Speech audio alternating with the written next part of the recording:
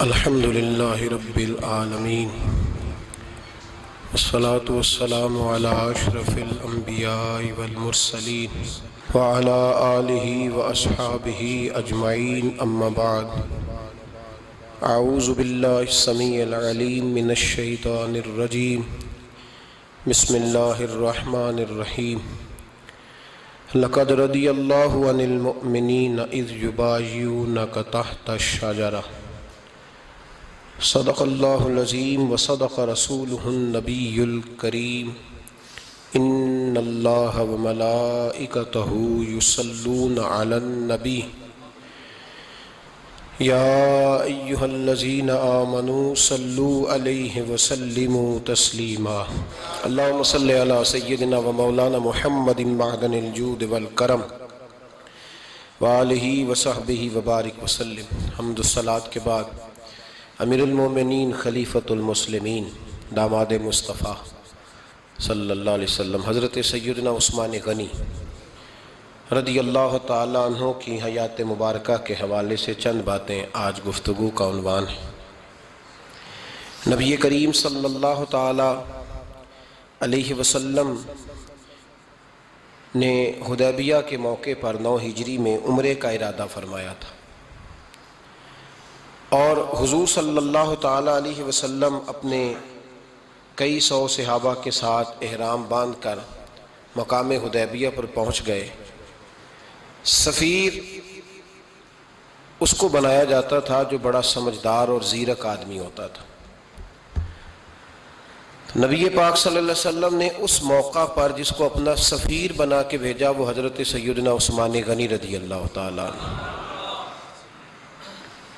حضور نے انہیں سفیر بنا کر کے مکہ مکرمہ میں بھیج دیا اور 2 ٹارگٹ دیے اپنے سفیر کو، 2 باتیں فرمائے ایک تو جا کے مکے والوں کو بتاؤ کہ ہم جنگ کرنے نہیں آئے، اللہ کے گھر کا دیدار کرنے آئے، اور بڑے پرامن طریقے سے ہم طواف کریں گے، سعی کریں گے، عمرہ کریں گے، لوٹ جائیں گے۔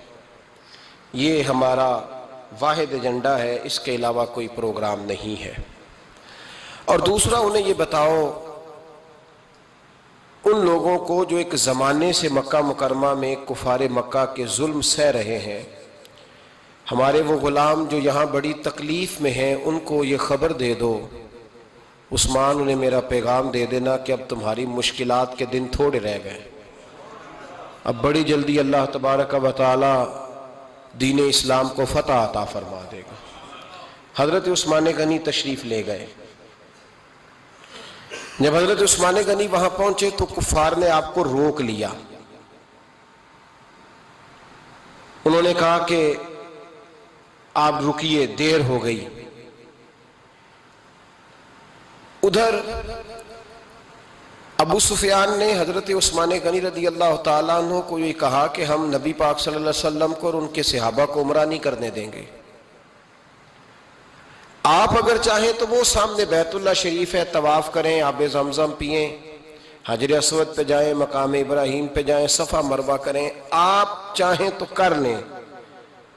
تو حضرت عثمان غنی رضی اللہ تعالیٰ عنہ فرمانے لگے میں تڑپ رہا ہوں کعبے کے طواف کے لیے، لیکن میں بیت اللہ کا طواف اسی وقت کروں گا جب آگے آگے مجھے میرے مصطفیٰ کریم نظر آئیں گے صلی اللہ تعالی علیہ وسلم۔ لوگ آج پوچھتے ہیں کہ بغیر مدینہ شریف جائے حج مکمل نہیں ہوتا۔ میں نے کہا مدینہ شریف کے بغیر حج ہو جاتا ہے، پر مدینے والے کے بغیر نہیں ہوتا، اس لیے کہ حضور نے فرمایا صحیح مسلم میں خذوا عنی مناسککم، حج کے طریقے مجھ سے سیکھو۔ اللہ نے تو کہہ دیا حج کرو، تفصیل تو بتائی نہیں، تو اب آپ کو حضور سے سیکھنا پڑے گا۔ مدینے کے بغیر تو شاید حج ہو جائے، پر مدینے والے کے بغیر حج نہیں ہوتا۔ حضرت عثمان غنی رضی اللہ تعالیٰ عنہ کہنے لگے میں طواف ضرور کروں گا، پر اس وقت کروں گا جب مجھے حضور آگے آگے نظر آئیں گے۔ ادھر ایک شخص نے حضور کی بارگاہ میں بھی کہا اپنوں کا نہ پتہ ہوتا ہے، دل بدستاور کے حج اکبر است۔ جو دل ہوتے ہیں نا، دل کو دل سے راہ ہوتی ہے، یہ کئی دفعہ جسم علیحدہ علیحدہ ہوتے ہیں پر یہ اکٹھے دھڑک رہے ہوتے ہیں۔ تو دل کو راہ ہوتی ہے. عرض کی یا رسول اللہ صلی اللہ علیہ وسلم عثمان غنی تو طواف کر رہے ہوں گے، صفا مروہ میں ہوں گے، بڑی موج ہوگی، آب زمزم کھول کے پی رہے ہوں گے. حضور نے سامنے والے کا چہرہ غور سے دیکھا، فرمایا عثمان کو تم زیادہ جانتے ہو کہ میں زیادہ جانتا ہوں؟ یا رسول اللہ آپ ہی زیادہ جانتے ہیں. فرمایا پھر فکر نہ کرو، عثمان میرے بغیر طواف نہیں کرے گا.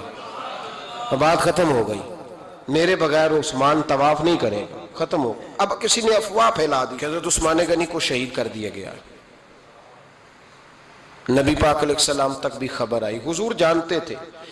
ہمارا دل نہیں کرتا کوئی انتشاری بات کرنے کو، لیکن جب لوگ کرتے ہیں تو پھر دل کو تکلیف ہوتی ہے. اب یہاں سب نے لکھا ہے کہ نبی پاک صلی اللہ علیہ وسلم کو خبر ملی، حضور پریشان ہوئے، صحابہ کو مشورے کے لیے بھی بلایا، بیعت رضوان بھی ہوئی. اگر علم غیب ہوتا، یہ سارا کچھ نہ ہوتا. اور میں نے کہا خدا کے بندے، اگر حضور اپنا علم غیب اس وقت ظاہر کرتے تو حضرت عثمان کے لیے قرآن کی آیتیں نہ نازل ہوتی، اس بیعت کے تذکرے نہ ہوتے. ہر بات پہ لوگ معاذ اللہ تعالی. اب دیکھیں نا، یہاں یہ جملہ چھوڑنے کی کیا ضرورت ہے؟ تم قوم کو کیا دے رہے ہو؟ لوگوں کو کیا بتا رہے ہو کہ نبی پاک علیہ السلام اندھیرے میں بیٹھ کے فیصلے کر رہے تھے؟ کیا بتا رہے؟ آج انٹیلیجنس کی رپورٹس بتا دیتی ہیں کہ وہ فلاں کس طرح کا ماحول ہے اور آپ نے کس طرح کرنا ہے، تو تمہیں اپنی خفیہ ایجنسیوں کے مطابق تم فیصلہ کرو تو کہتے ہو ہم بھئی اندھیرے میں فیصلہ نہیں کر رہے، ہمیں رپورٹ ہے تو فیصلہ کر رہے ہیں. اور نبی پاک علیہ السلام کے بارے میں تم لوگوں کو یہ بتا رہے ہو کہ حضور اندھیرے میں فیصلہ کر دیتے تھے، پتہ ہی نہیں تھا. کس طرح کی بات کرتے ہو؟ میرے محبوب پاک علیہ السلام فرماتے ہیں کہ اللہ تبارک و تعالیٰ نے مجھے اس طرح کا علم عطا فرمایا ہے کہ جو تمہارے ذہن میں ہو مجھ سے پوچھو، میں فوراً تمہیں جواب دوں گا. لیکن لوگ اڑ گئے ہیں، کیا کیا جائے؟ اور عجیب فلسفہ ہے. یہاں بھی گرہ لگا دی، پتہ ہوتا تو یہ سارا. اور میں نے کہا خدا کے بندے، اگر یہ سارا کچھ نہ ہوتا تو پھر یہ آیتیں کیسے نازل ہوتی؟ پھر صبح قیامت تک حضرت عثمان غنی کی عظمتوں کا کیسے پتہ چلتا؟ جب خبر ملی نا کہ حضرت عثمان غنی کو شہید کر دیا گیا تو حضور نے صحابہ کو بلایا، فرمایا آؤ میری بیعت کرو. حالانکہ بیعت پہلے ہو چکی، آؤ دوبارہ بیعت کرو. یا رسول اللہ کس چیز کی بیعت کرنی ہے؟ تو نبی پاک نے فرمایا میرے ہاتھ پہ بیعت کرو کہ ہم عثمان غنی کے خون کا بدلہ لیے بغیر یہاں سے جائیں گے نہیں. ہم عثمان کے خون کا بدلہ لیے بغیر یہاں سے جائیں گے. اور حوالہ کسی نے دیکھنا ہو علامہ اسماعیل حقی کا تو میں دکھاؤں گا. جس شخص نے دوڑ کر سب سے پہلے نبی پاک کی بیعت کی وہ مولا علی شیر خدا تھے. کہ یا رسول اللہ جانے نہیں عثمان کا خون کا بدلہ لیے بغیر. سب سے پہلے شیر خدا آگے بڑھے. آج لوگ انہی لوگوں میں اختلاف دکھانے کی کوشش کرتے ہیں، صحیح لا حاصل کرتے ہیں. سب سے پہلے دوڑ کر حضرت شیر خدا آگے بڑھے، کہا حضور میں بیعت کرتا ہوں. نبی پاک نے صحابہ کے ہاتھوں میں بیعت ہو رہی ہے. یہ وہ والا واقعہ نہیں جو اس چوک میں پیش آیا تھا، یہ وہ والا واقعہ نہیں جو میرے ساتھ ہوا تھا تو میں آپ کو سنا رہا ہوں. یہ وہ والا واقعہ ہے جو رب کو اتنا پسند آیا کہ اللہ نے قرآن پاک میں بیان فرما دیا ہے. اس کی اہمیت کا اندازہ لگائیں کہ رب کریم کو اتنا محبوب ہے یہ انداز کہ قرآن میں بیان کیا. ایک درخت تھا، کانٹوں والا درخت، اس کو شارحین نے لکھا ہے. کچھ لوگ کہتے ہیں بیری کا درخت تھا. نبی پاک درخت کے نیچے بیٹھ گئے، فرمایا بیعت کرو سارے. کن کے لیے بیعت ہو رہی؟ حضرت عثمان غنی کے لیے. ایک بیعت دین کے لیے ہوئی، قرآن کے لیے ہوئی، حدیث کے لیے ہوئی، اللہ کی توحید کے لیے. اور آج نئے سرے سے بیعت ہو رہی ہے. کس کے لیے؟ بول کے بتائیے. حضرت سیدنا عثمان غنی رضی اللہ تعالیٰ عنہ. اس شخص کی عظمت کا کوئی اندازہ کر سکتا ہے؟ جن کے لیے نبی پاک نے خاص کر کے تخصیص کر کے ایز اے اسپیشل بیعت لی. اور صحابہ نے جب بیعت کی تو اللہ کو اتنی پسند آئی کہ قرآن مجید کی سورہ فتح کی آیت نمبر 18 میں بیان کیا. فرمایا لقد رضی اللہ عن المؤمنین اذ یبایعونک تحت الشجرہ. فرمایا محبوب تحقیق اللہ ان مومنوں سے راضی ہے جو درخت کے نیچے آپ کی بیعت کر رہے تھے. تحقیق اللہ ان سے راضی ہوا، ان ایمان والوں سے جو درخت کے نیچے آپ کی بیعت کر رہے تھے. درخت کے نیچے، تحت الشجرہ. قرآن مجید کے الفاظ اگر آپ غور کریں گے تو آپ کو حضرت عثمان غنی کی عظمت کا پتہ چلے گا اور اس واقعے کی حساسیت کی آپ کو سمجھ آئے گی کہ بیعتیں تو مسجد میں بھی ہوئی، لیکن نام لے کے نہیں کہا محبوب جنہوں نے مسجد میں بیعت کی. نام لے کے نہیں کہا، حالانکہ وہ بیعتیں بھی اللہ کو بڑی محبوب ہے. بیعتیں تو میرے بھائی نبی پاک نے بیت اللہ شریف کے پاس بھی کی، مسجد نبوی میں بھی کی، لیکن یہاں نام لے کر کوئی بھول نہ جائے. کسی نے کہہ دینا تھا کوئی اور بیعت تھی جی، لوگ شرع کر رہے ہیں نا مرضی، وہ تو کسی اور کی بیعت. نام لے کے کہا محبوب تحت شجرہ، وہ جو درخت کے نیچے بیعت ہوئی، وہ جو بیعت درخت کے نیچے ہوئی، اور جنہوں نے بیعت کی لقد رضی اللہ عن المومنین، تحقیق اللہ ان مومنوں سے راضی ہو گیا. اللہ ان مومنوں سے. صحیح بخاری صحیح مسلم میں صحابہ نے پوچھا یا رسول اللہ اللہ کس طرح راضی ہوا ہے؟ فرمایا آج جس نے میرے ہاتھ پہ بیعت کی ہے رب کریم نے وعدہ کر لیا ہے سب کو جنت عطا فرمائے گا، جنتی ہو گئے سارے. حضرت عثمان غنی رضی اللہ تعالیٰ عنہ کی یہ عظمت، یہ شان قرآن پاک نے بیان کر دی کہ حضرت عثمان کے نام پر صحابہ جمع ہوئے. اللہ تبارک و تعالیٰ نے اس واقعے کا ذکر قرآن مجید میں فرما دیا. میرے عزیز دوستو، حضرت عثمان غنی کو اللہ نے بڑی شان عطا فرمائی، بڑا مرتبہ دیا. بڑے حسین و جمیل، بڑے خوبصورت آدمی تھے. دیکھو نا کیا شان ہے حضرت عثمان ذی النورین. یہ ذی النورین کا کیا معنی ہے؟ دو نور کون ہے؟ حضور کی دو صاحبزادیاں. اعلیٰ حضرت فرماتے ہیں نور کی سرکار سے پایا دوشالہ نور کا، نور کی سرکار سے پایا دوشالہ نور کا، ہو مبارک تجھ کو ذی النورین جوڑا نور کا. دو نوروں والے حضرت عثمان غنی. ایک بیٹی کا نکاح کیا، وہ وصال کر گئی تو محبوب نے دوسری بیٹی کا بھی نکاح کر دی. یہ جو بیچارے پراپوگنڈے والے ہوتے ہیں نا، یہ پہلے دن سے صرف پراپوگنڈے میں ہی ہے. یہ نہ محب بن سکے نہ محبوب بن سکے. ان کا نہ کوئی اپنا ہوا نہ انہیں کسی نے اپنایا. یہ پراپوگنڈے والے ہی ہیں، ساری زندگی چیم گوئیاں، کانوں میں باتیں. اپنا اپنا مزاج ہے نا جی، جس کے حصے میں جو ڈیوٹی آئی. کچھ لوگ وہاں بھی منافقین چیم گوئیاں کرنے لگے، دوسری بیٹی بھی دے دی، دوسری بیٹی بھی دے دی، دوسری بیٹی بھی دے دی.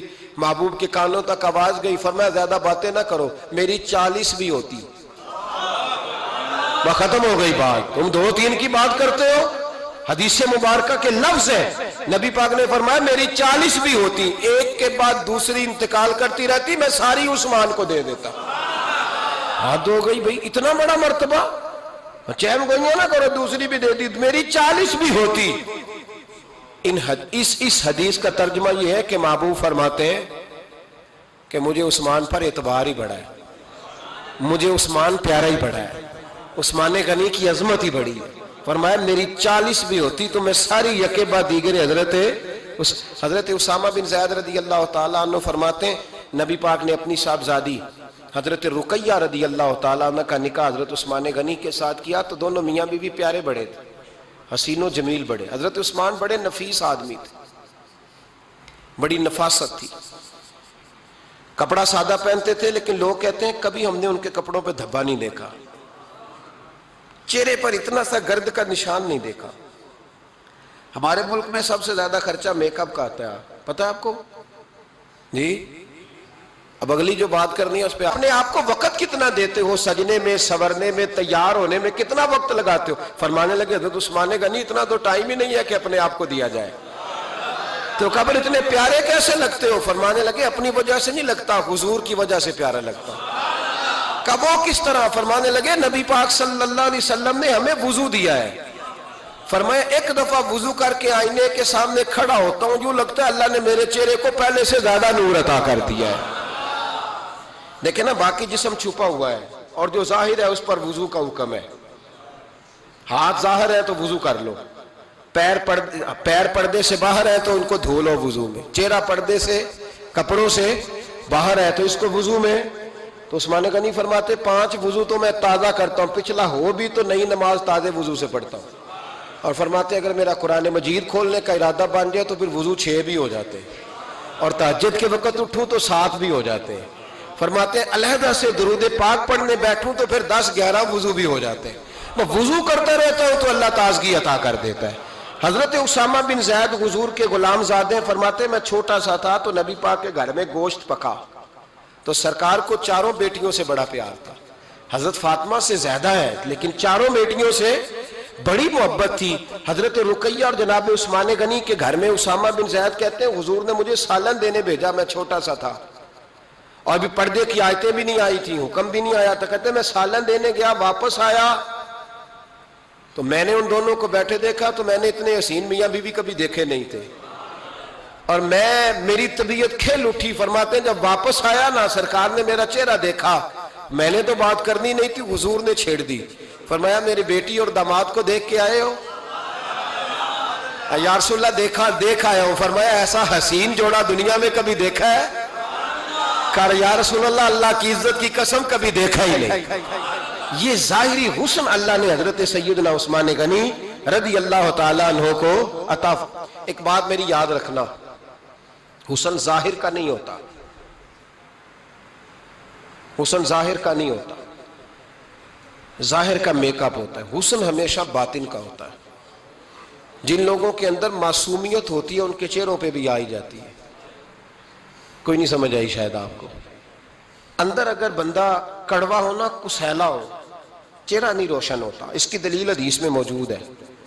نبی پاک صلی اللہ علیہ وسلم سے صحابہ نے کہا یا رسول اللہ اللہ کا ولی کون ہوتا ہے؟ فرمایا جس کا چہرہ دیکھنے سے اللہ یاد آئے.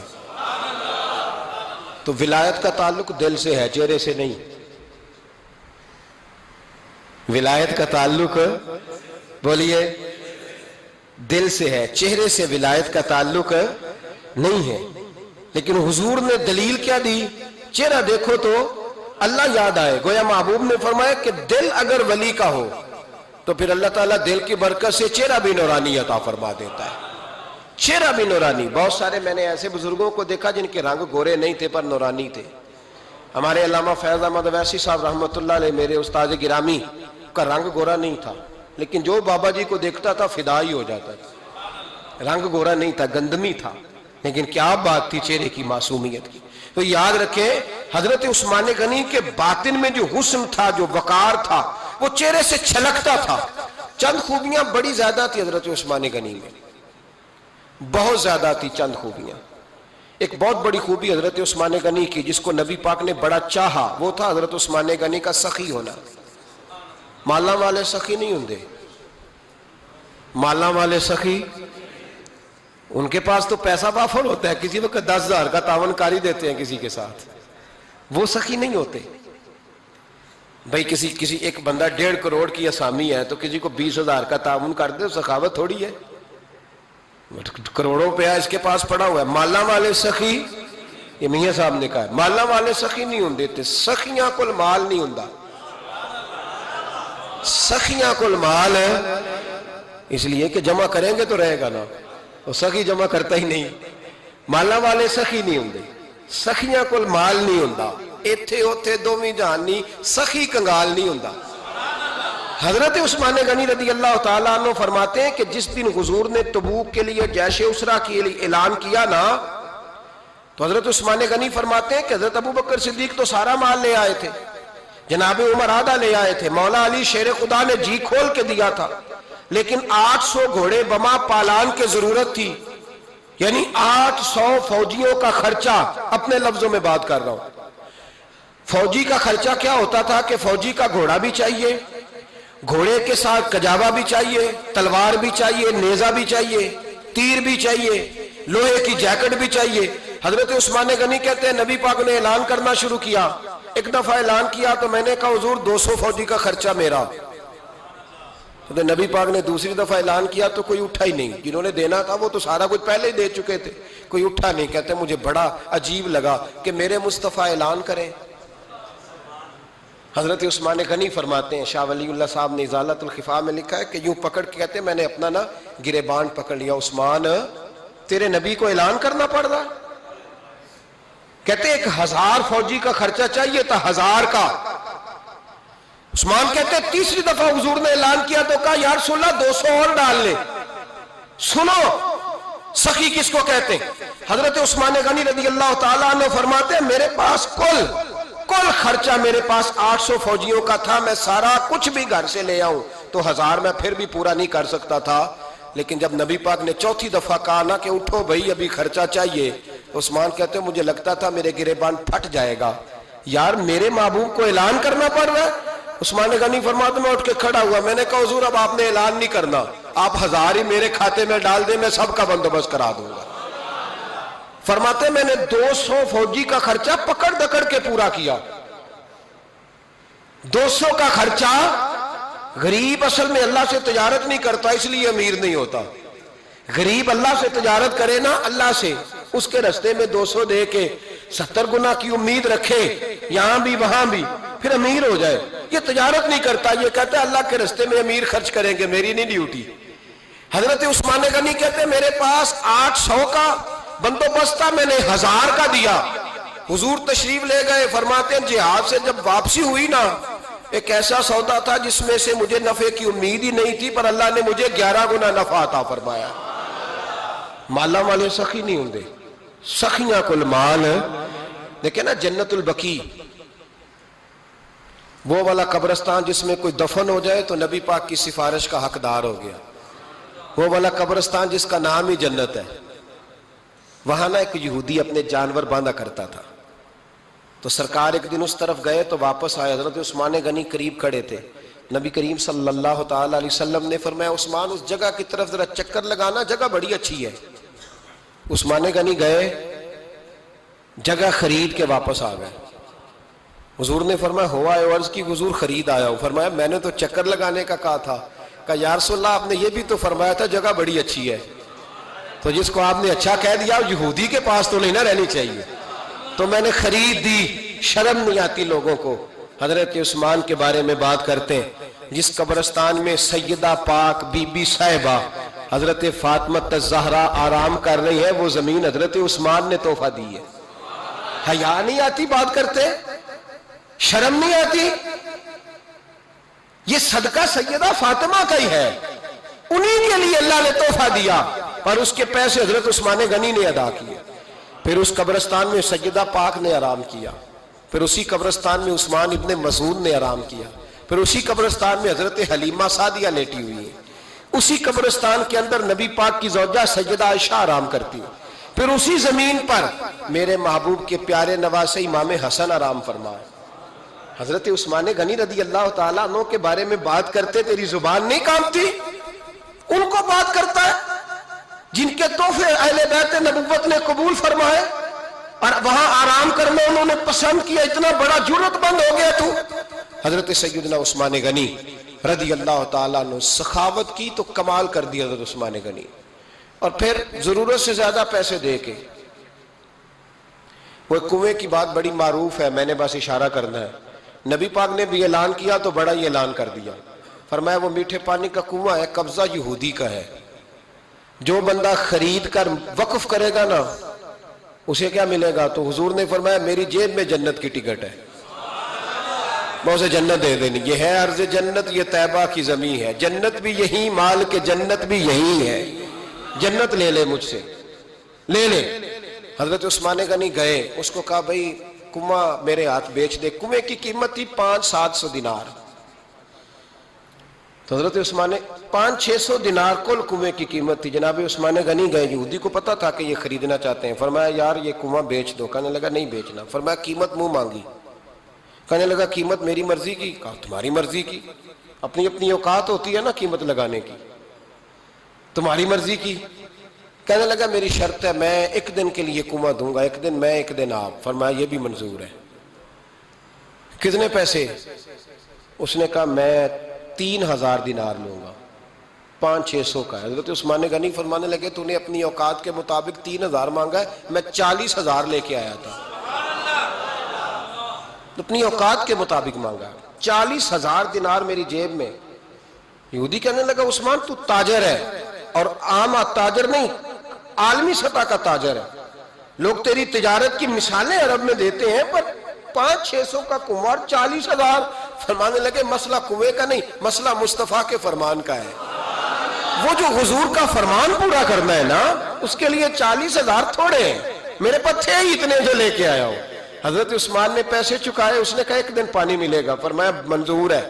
وہ ایک دن بیچا کرتا تھا پانی، حضرت عثمان نے اعلان کر دیا جو میرا دن ہے نا فری پیو، اپنے بھی پیو، بیگانے کا اعلان کوئی نہیں کرنا، میرا کوئی پروگرام نہیں۔ لیکن آپ مطلب ہلکا ہلکا ایسے ایسے دیکھیں گے, سوچیں گے, غور کریں گے, او بھائی پیسہ بھی بانٹنے سے چلو بولو تو صحیح نا, اس پر بھی آپ حامی تو بھرے نا, سچی بات کر تو لینی چاہیے نا. چلے عمر آپ 2 سال کے بعد کر لینا, 6 سال کے بعد کر لینا, پر ہاں نہ تو صحیح کرے نا. پیسہ بھی ہمیشہ بانٹنے سے. ملا رومی رحمت اللہ علیہ فرماتے ہیں کنویں سے سادہ پانی نکل جائے تو تازہ آ جاتا ہے,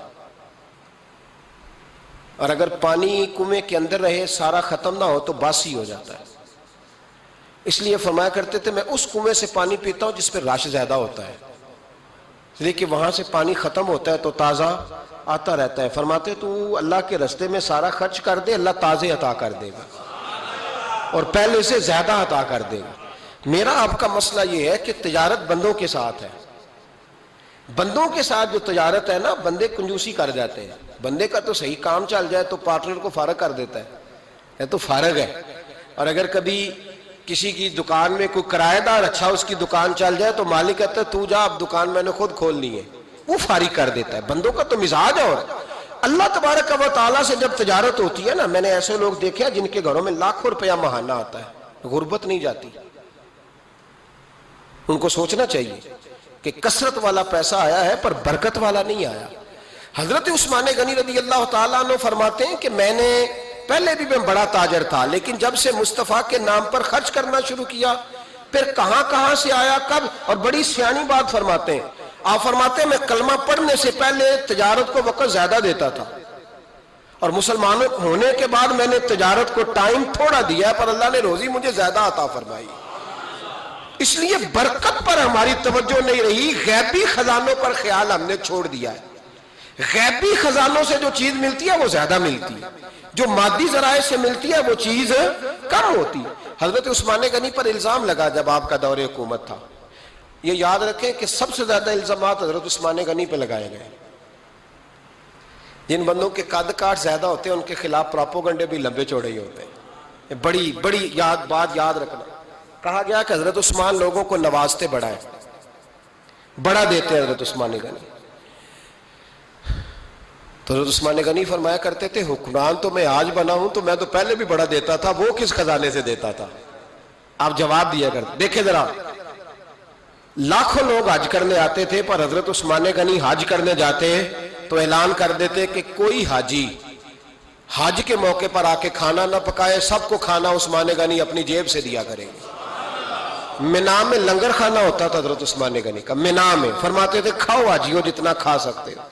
اور پھر حضرت عثمان غنی کا اعلان تھا, خدام کو کہتے تھے میں آخر میں کھاؤں گا, پہلے میرے سارے آنے والے حاجیوں کو کھلایا جائے. ایک مجھ سے نا ایک دوست نے سوال پوچھا 4-5 دن ہو گئے. کچھ سوال ایسے ہوتے ہیں جو بندے کو نا چوراہے پہ لا کے کھڑا کر دیتے ہیں, زندگی میں نہ بھولنے والے سوالات ہوتے ہیں. ایک شخص نے سوال پوچھا, کہنے لگا اوکاڑے دینی اور مذہبی گھرانہ ہے, اوکاڑے سے تعلق ہے, میرے ساتھ محبت کا رشتہ ہے. کہنے لگے بیٹی کی شادی کر دی ہے راولپنڈی میں. آپ کی بھی بیٹیاں ہیں, میری بھی بیٹی ہے. بیٹی کی شادی کر دی ہے راولپنڈی میں. اب بچی چند دن رہنے آئی ہے. پوچھنا یہ ہے کہ نماز پوری پڑے گی کہ قصر پڑے گی. تو میرا تو اس نے کام کر دیا, حد ہو گئی, رو رو کے برا حال. میں نے کہا یار تو بند کر دے فون, رات کو بتاؤں گا. کیا پوچھ لیا یار تو نے. بیٹی مسافر نہیں ہوتی, بیٹی تو مہرانی ہوتی ہے باپ کے گھر کی. تو بیٹی مطلب کیسے بتاؤں کہ دل کرتا ہے کہ بیٹی وہ صرف ہنسے, وہ روئے کبھی نہ, یہ دعا ہوتی ہے. تو نے اتنا بڑا سوال کیوں کیا. بہرحال علماء کو کچھ چیزوں کے جواب دینے پڑتے ہیں. میں نے کہا میں رات کو بتاؤں گا. رات کو پھر فون آیا کہ آپ تو بڑی جلدی جواب دینے کے عادی ہیں تو دیر کیوں کر دی. تو میں نے کہا یار جواب تو میرے پاس تھا لیکن ہمت نہیں تھی ابھی. تو میں نے کہا کہ اگر تو بیٹی آئی ہے والد کے گھر میں اور ابا جی کا پروگرام ہے اسے جائیداد میں سے حصہ دینے کا, تو پھر تو بیٹی نماز پوری پڑے گی. لیکن اگر ابا جی نے علیحدہ کر کے انگوٹھا لگوانا ہے تو پھر بیٹی مسافر ہے. اگر ابا جی نے اس کو علیحدہ کر کے انگوٹھا لگوانا ہے نا کہ دے دے بھائیوں کو, خیر ہے تیری شادی پہ خرچہ کر دیا ہے. اگر ابا جی کے دل میں نے کہا یہ ابے سے فتویٰ پوچھ لو, اگر ابا جی کے دل میں چور ہے نا کہ بیٹی کو دینا کچھ نہیں, تو پھر بیٹی نے نماز قصر پڑھنی ہے، اس لیے کہ پھر وہ وہاں حصے دار۔ اس کی دلیل حضرت عثمان غنی رضی اللہ تعالیٰ عنہ حج کے لیے تشریف لے گئے تو لوگوں نے حضرت عثمان غنی سے کہا کہ نبی پاک بھی قصر نماز پڑھتے تھے، حضرت عمر بھی حج کے موقع پر قصر پڑھتے، حضرت ابو بکر بھی، آپ کیوں پوری پڑھتے؟ فرمایا ان کا مکے میں گھر کوئی نہیں تھا، میرے تو پورے کے پورے باغ ہیں، تو میں یہاں مسافر نہیں ہوں، میں یہاں مقیم ہوں، تو اگر تو بیٹی کا حصہ بھی ہے ابا جی کے گھر میں تو پھر وہ نماز پوری پڑے گی۔ لیکن اگر ابا جی نے اللہ تعالیٰ خیر فرمائے بیٹوں کے حق میں فیصلہ سنا دیا ہے اور انہوں نے بیٹی سے کہہ دیا ہے کہ چھوڑ، جو بیٹیاں حصہ لیتی ہیں ان کے بھائی نہیں ملتے تو نہ ملے بھائی، کوئی حرج نہیں، ضروری ہے ظالم بھائیوں سے رابطہ رکھنا جو کھا جائے بہنوں کا حصہ۔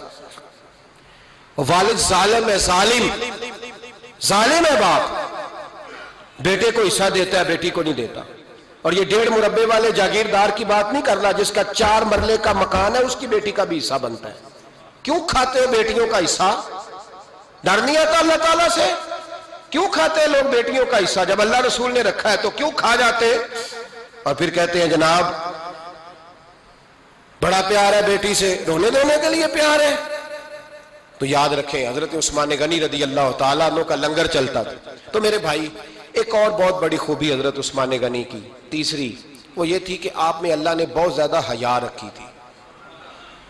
آج نا اگر آپ ناراض نہ ہو تو ہماری حکومتوں میں جو بدتمیز زیادہ ہوتا ہے اس کا عہدہ زیادہ ہوتا ہے، اس کو اچھا عہدہ ملتا ہے جو بدتمیزی زیادہ کرتا ہے۔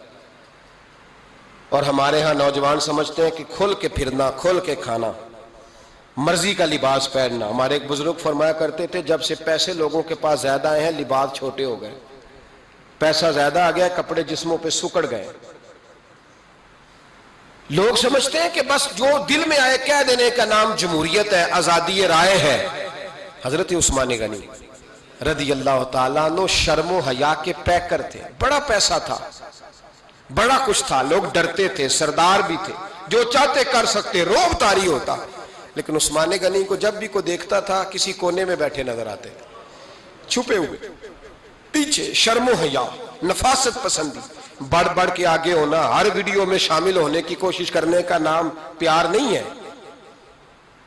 نفاست پسند جو لوگ ہوتے ہیں وہ اکثر چھپے ہوئے ہوتے ہیں، ان کا پتہ ہی نہیں ہوتا لوگوں کو کہ پیچھے دراصل ہے کون۔ دیکھیے نا بڑی معروف حدیث ہے صحیح مسلم میں، نبی پاک صلی اللہ علیہ وسلم آرام فرما رہے تھے، حضور نے تامت مبارک باندھی ہوئی تھی، لیٹے ہوئے تھے سرکار۔ تو جب آدمی لیٹتے تھے نا، ہمارے بزرگ بھی جب لیٹتے ہیں تو تامت کو سمیٹا کرتے تھے تو گھٹنوں تک آ جاتی تھی، دیکھا نا آپ نے، گھٹنوں تک تامت آ جاتی جب لیٹتے۔ تو سرکار بھی لیٹے تھے، پردے کی ابھی آیتیں نہیں آئی تھی، دروازے پہ دستک ہوئی، حضرت عائشہ صدیقہ عرض کرنے لگے یا رسول اللہ میرے ابا جان جناب ابو بکر صدیق آئے۔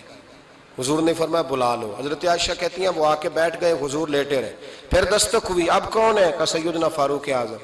کہا عائشہ آپ ساتھ والے حجرے میں چلی جاؤ۔ اماں جی وہاں چلی گئی۔ تھوڑی دیر کے بعد حضرت عمر آئے، حضور لیٹے رہے، جناب عائشہ کہتی ہیں پھر دستک ہوئی، اب کون ہے؟ فرمایا عثمان غنی۔ نبی کریم نے فرمایا اسے کہو ذرا ٹھہر جائے۔ حضرت عثمان ٹھہرے تو حضور اٹھ کے بیٹھے، تہمت مبارک کو ٹھیک کیا، پھر اپنے کرتے مبارک کو سیدھا کیا، پھر دستار کو سیدھا کیا، فرمایا اب بلاؤ عثمان غنی کو۔ حالانکہ جاہو جلال حضرت عمر کا زیادہ ہے، حالانکہ وقار مقام حضرت صدیق اکبر کا زیادہ ہے، اب بلاؤ عثمان غنی کو۔ حضرت عثمان غنی رضی اللہ تعالیٰ عنہ آئے، بیٹھے، بات چیت ہوئی، تینوں چلے گئے۔ حضرت عائشہ صدیقہ کہتی ہے میرے ذہن میں سوال رہ گیا، میں نے عرض کی یا رسول اللہ صلی اللہ تعالیٰ علیہ وسلم وہ 2 لوگ آئے، آپ بیٹھے رہے، عثمان آئے تو آپ نے اہتمام کیا، کیا لفظ ہے، اور لفظوں میں تاثیر ہے، اور جملے 2 کہے نبی پاک نے لیکن کتنا بڑا ان کا مرتبہ بیان کیا۔ فرمایا عائشہ میں اس شخص سے حیا نہ کروں جس سے اللہ کے فرشتے بھی حیا کرتے ہیں، میں اس سے حیا نہ کروں جس سے اللہ کے فرشتے بھی حیا کرتے ہیں۔ حضرت عثمان غنی فرمایا کرتے تھے میں نے جب سے حضور کا چہرہ دیکھا ہے دوبارہ پلٹ کے اپنی شرمگاہ بھی کبھی نہیں دیکھی، گویا میں نے اپنی آنکھوں کا وضو نہیں توڑا جب سے حضور کا۔ فرماتے جب سے یہ ہاتھ نبی پاک کو بیعت کے لیے دیا ہے پھر گندگی میں نہیں جانے دیا میں نے سیدھا ہاتھ۔ حضرت عثمان غنی فرمایا کرتے تھے میں اپنے گھر کے اندر اپنے غسل خانے میں 4 دیواری کے اندر بھی کپڑوں سمیت غسل کرتا ہوں، مجھے حیا آتی ہے غسل خانے میں بھی کپڑے. اور سنو ایک اور بڑی بات اہم، آپ فرمایا کرتے تھے میری جو محرم عورتیں ہیں نا، محرم پھپھی خالہ، میری جو محرم عورتیں ہیں، فرمایا کرتے تھے میں نے کبھی ان کے بھی چہرے آنکھ بھر کے نہیں دیکھے، ان کے بھی چہرے کبھی میں نے آنکھ بھر کے نہیں دیکھے. جو میری محرم عورتیں ہیں پھپھی خالہ، فرماتے تھے ان سے بھی جب بات کرتا ہوں تو میں چہرہ جھکا کے. ہمارے ہاں تو کزن ایک دوسرے سے سلام لیتے ہیں، لڑکیاں لڑکے کزن ایک دوسرے سے سلام لیتے ہیں. بچیاں آیا کرتی تھی تو میری کبھی کبھی مجھے بتایا جاتا تھا، میں نے ایک پابندی لگا دی، بچیاں جب مدرسے میں آتی تھی کہ جو دور سے بچی آئے اس کو جس آدمی کا نام لکھا ہو بتایا جائے وہی لینے آئے. ایک دن مجھے اطلاع دی گئی کہ آپ تھوڑی دیر آئیں. میں گھر گیا تو مجھے بتلایا گیا کہ ایک بچی ہے تو اس کو جو پہلے لینے آتا تھا وہ نہیں آیا، کوئی اور آیا. میں نے اس کے بھائی کو فون کیا کہ آپ لینے نہیں آئے. کہنے لگے یہ کزن ہے ہمارا، اس کے ساتھ بھیج دیں، آپ ہمارا ہی کزن ہے، خالہ زاد ہے. میں نے کہا یار آپ کہاں ہو؟ کہنے لگے مجھے 20-25 منٹ لگ جائیں گے. تو میں نے کہا ابھی کلاسیں بھی جاری ہیں تو آپ ہی آ جانا خود ہی. کہنے لگا سب آپ بھیج دیں، مجھے اعتبار ہے اس پہ. میں نے اس کو ایک بات کہی جو آپ کو بھی کہتا ہوں، میں نے کہا یار تمہیں اعتبار ہے تو اللہ رسول کو اعتبار کیوں نہیں؟ انہوں نے کیوں غیر محرم بنایا ہے؟ عجیب تماشا ہے. مجھے پھپھی ذات پہ، خالہ ذات پہ، ماموں ذات پر اعتبار ہے، نبی پاک کو کیوں نہیں؟ آپ کو زیادہ پیار ہے لوگوں سے یا نبی پاک کو امت سے زیادہ پیار ہے؟ کیا مطلب تماشا ہے؟ کیا مزاج بنا لیا میں نے اور آپ؟ نبی پاک نے ایک شخص پر اعتبار نہیں کیا، فرمایا اس سے پردہ کرو. آپ نے اور میں نے کیسے کر لیا؟ نبی پاک نے خالہ ذات، پھپھی ذات، دیور پر، جیٹ پر، سالے پر، بہنوئی پر اعتبار نہیں کیا، پابندی لگا دی. تو نے کیسے کیا؟ تیرے دل میں زیادہ درد ہے، تو زیادہ دین کو سمجھنے لگا ہے، انسانیت زیادہ اچھل آئی ہے تیرے اندر. اعتبار کیا ہوتا؟ یاد رکھنا دنیا میں جتنے گھر تباہ ہوئے ان لوگوں کی وجہ سے نہیں ہوئے جن پر اعتبار نہیں تھا، ان کی وجہ سے ہوئے جن پر اعتبار تھا. گھر کا بیٹی لنکا ڈھائے، باہر والے آ کے کبھی بھی گھر میں کوئی نقب زنی نہیں کرتے، جب بھی کرتے اعتبار والے کرتے. میرے رسول پاک علیہ الصلوۃ والسلام کی وہ ازواج جن پر اللہ کو اتنا اعتبار ہے کہ رب کہتا ہے میرے محبوب کی بیویوں تمہاری جیسی دنیا میں دوسری ہے ہی کوئی نہیں. اللہ کو اتنا اعتبار ہے.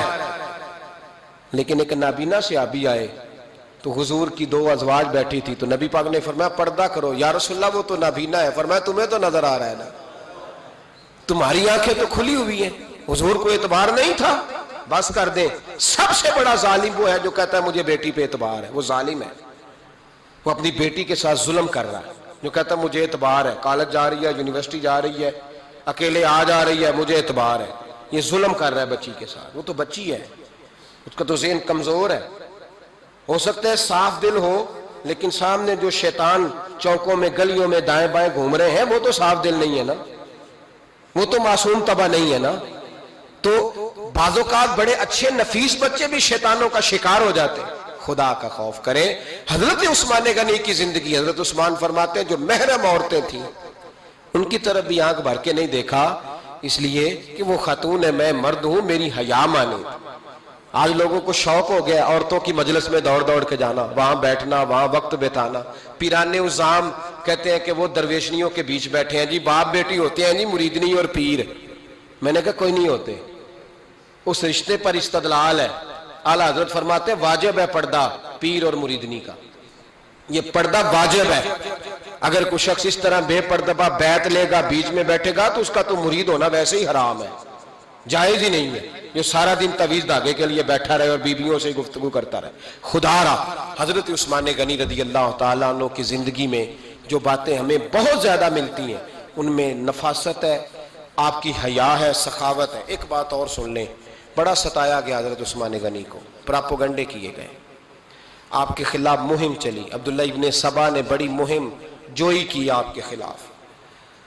یہودیوں نے مسلمانوں کا روپ دھار کر بڑا آپ کو ستایا، تکلیفیں دی. جی آپ اپنے رشتہ داروں کو بڑا دیتے ہیں. فرمایا کرتے تھے جیب سے دیتا ہوں، مال خزانہ سے نہیں دیتا. حضرت عثمان غنی رضی اللہ تعالیٰ عنہ کو بڑا ستایا گیا. یہ واحد خلفائے راشدین میں خلیفہ ہے جن کا 40 دن پانی بند کیا گیا، کھانا نہیں آنے دیا گیا. لیکن کمال ہستی حضرت عثمان غنی کی. مولا علی جیسے شیروں نے جا کے کہا آپ اشارہ کریں، یہ جو آپ کے خلاف نکلے ہوئے ہیں تو ایک تلوار سے مار دیے جائیں گے. تو حضرت سیدنا عثمان غنی فرمانے لگے میں وہ والا مینڈا نہیں بننا چاہتا جس کی وجہ سے مدینے کی گلیاں رنگین ہو جائیں. امن کا کہا آپ خلافت چھوڑ دیں. فرمایا حضور نے کہا تھا اللہ تمہیں ایک قمیض پہنائے گا، لوگ اتارنا چاہیں گے تم نے اتارنی نہیں. صبر سے، حوصلے سے، اطمینان سے. یہ وہ واحد ہستی ہے حضرت عثمان غنی، انہوں نے شہادت قبول کر لی لیکن تلوار نہیں چلنے دی، لوگوں کو ایک دوسرے کے گلے نہیں کاٹنے دی. وہ شخصیت ہے حضرت عثمان غنی کی. لیکن بڑا ستایا گیا، بڑا پراپوگنڈا. مجھے بتائیے اس کے بارے میں اللہ قرآن کی آیتیں نازل کر دے اور جس کے بارے میں مصطفیٰ کریم ایک بار نہیں تین بار جنت کی بشارت عطا کر دے. کوئی بندہ ہمیں تاریخ بتائے، حوالے دے، کہانیاں سنائے تو ہم اس کی کہانیاں دیکھیں گے یا نبی پاک کا فرمان دیکھیں گے؟ بولیں، جا کے بولیں، جا کے. کسی کہانی پر کبھی بھی کان. بس ایک حدیث میں نے بڑی دفعہ سنائی ہے، پھر سناتا ہوں، ترمذی میں ہے. نبی پاک جنازگاہ تک گئے جنازہ پڑھنے. یا رسول اللہ فلاں آدمی انتقال کر گیا. جنازگاہ تک تشریف لے گئے جنازہ پڑھانے، لیکن جنازگاہ تک پہنچ کر محبوب نے فرمایا اس کا جنازہ نہیں پڑھانا. یا رسول اللہ کیوں؟ فرمایا اس لیے کہ یہ عثمان غنی سے بغض رکھتا تھا. تو حضور تو اس کا جنازہ نہیں پڑھتے. خبردار کسی داستان پہ کان نہ دھریں. عقلیں دوڑاتے پھرتے ہیں لوگ، ایسے ہوا تھا تو ویسے ہوا تھا تو اس نے کہا تھا تو اس نے کہا تھا. ہمیں اس کی اس کی نہیں خبر، ہمیں تو مصطفیٰ کا پتہ ہے. جو حضور نے جن کی شان بیان کر دی ان کی شان پر ہم کسی تاریخ کا حوالہ مزید ضرورت محسوس ہے. بس اپنی طبیعت میں سادگی اور صفائی پیدا کریں، سخاوت پیدا کریں، حیا پیدا کریں. یہ حسن ہے. اس حسن کو حضرت عثمان غنی نے تقسیم کیا ہے. اللہ سمجھنے کی توفیق عطا فرمائے. آخر دعوانا